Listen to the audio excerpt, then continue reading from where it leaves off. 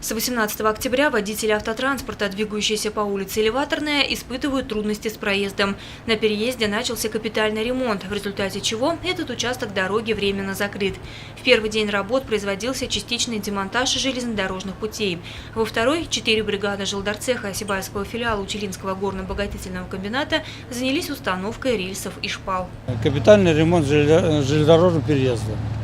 Номер 4, путь номер 100. Тут у нас гнилый шпал, и надо было установить переезд. Закрыли дорогу, поставили знаки и разобрали переезд, и потом собираем. По словам рабочих, ремонт завершится буквально на днях. Полдела уже сделано. На этом месте будет полностью обновленный 12-метровый переезд.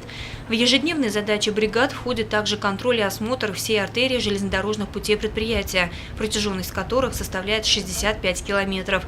Кстати, в связи с ремонтом сбоев в работе нет. Руда доставляется в плановом режиме. Пока используются другие переезды. Их всего 64. 12 из них находятся за пределами города. Ляна Кириллова, Гульхамитова, Радмир Сингулов, Любовь Карпова, телекомпания СТВ.